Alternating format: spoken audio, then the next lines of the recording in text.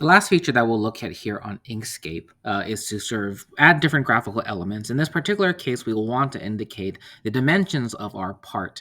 There's different ways you can do this, and as you get fancier computer programs that you pay a little bit of money for, some of this will be automatically generated, but in the absence of that, it's always helpful to know how to manually draft these types of dimensional details.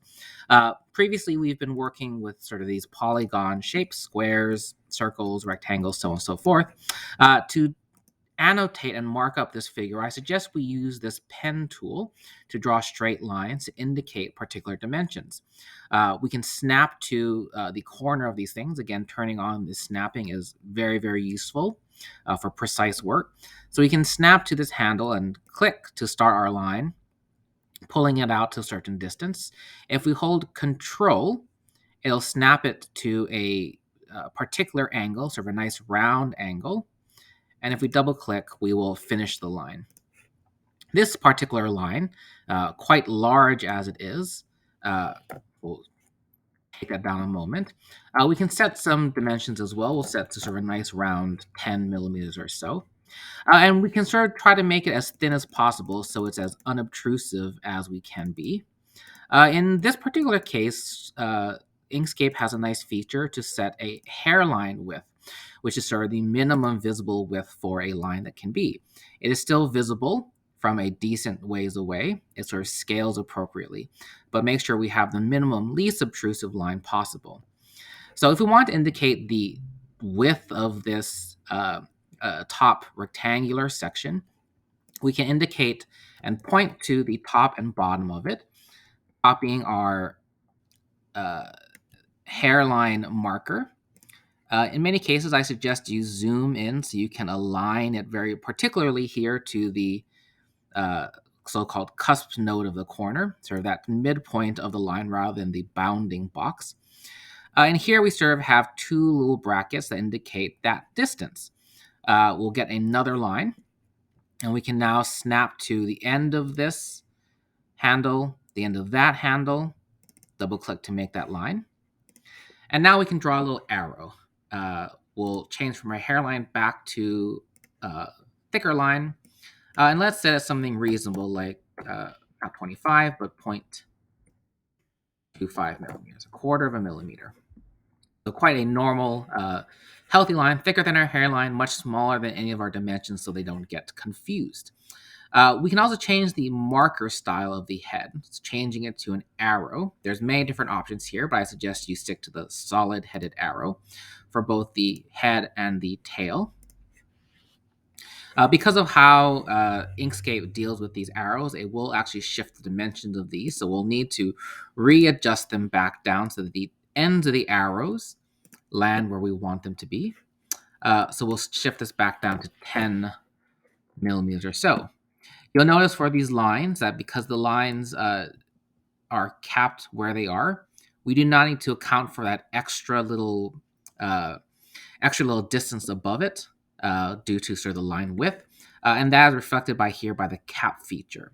Right now, our line ends exactly at the 10 millimeter. It doesn't have sort of a rounded cap or an extra cap that might change how those dimensions are calculated. So something to be aware of. So we can draw different types of lines to indicate different visual elements. Here indicating a pointing to specific dimensions and indicating that distance using two different lines, a hairline width and then a much thinner width of a line with the appropriate arrow end caps. We also want to annotate this to show what this is. We want to show the shape and size of this. And so we can align our text box here, our text tool, to the outer edge, let's say. And remembering that this will be 10 millimeters. Change our settings so that we have more normal looking text back here to a nice 10. We'll indicate elsewhere in the diagram that this will be millimeters. Standardly, we don't label things except for one place just to make it a lot clearer and cleaner. Just as sort of a style thing, I'm going to shift this down to align it to the midpoint of that arrow, just so it looks a little neater and cleaner. If it looks like it's too large, you're always welcome to adjust the font size. Uh, if you click on the original tool, you'll get back to a point that indicates the sort of features of that tool. So in this case, the font and font size, lining things back up as before. Zooming in always helps to get better control over where things go and how they are aligned, giving us this dimension here. We can continue marking through our diagram as before, noting every sort of dimension across all three. Sometimes, for example, the width of this hole is not accurately represented here by the top, so we might label it instead here in the front view instead, or save it for other places around this thing. But this is something that will take some practice, a little bit of judgment to decide how much information is required to communicate the dimensions of this object, and to restrain ourselves not applying too much information, which would make our diagram look a little cluttered. But here's some tips and tricks on how you might do that. Give me a moment to mark through the rest of this diagram with all key dimensions. We'll come back to show you what the finished product. And with a little bit of fiddling, we now have labeled our entire schematic. You'll notice that different places have been labeled with different things. And here's some tips and tricks I would suggest for you for clarity's sake. One, I've added a hatch marking, a crosshair, to indicate the center of any nice, perfectly round hole. It helps me align towards the center of the hole versus the exterior. Here I've denoted that the diameter of this hole is 8 millimeters, but the distance from the edge to the center points are 14 and 22 respectively. A good rule of thumb is that you should really only denote the features that are visible here. So because these additional holes and these sort of channel features are not visible, but definitely noted, it is better to denote those dimensions elsewhere in the diagram. I make sure that things are offset and that I don't have, or I have as few crossing lines as possible. So these 10 and 50 were actually offset to allow for these internal dimensions. Looking at the additional two features, again, we denote sort of any visible feature where they come up. One special notation here is that if I point to a feature, such as this semicircle, I can denote sort of a property of, in this case, that the radius is 25 millimeters, with a line that points to that feature rather than one that indicates a particular dimension.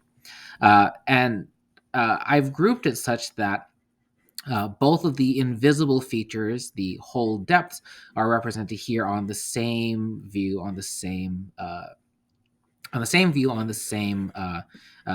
orthographic projection. So a lot of this is going to be subject to your own personal artistic interpretation and sort of style.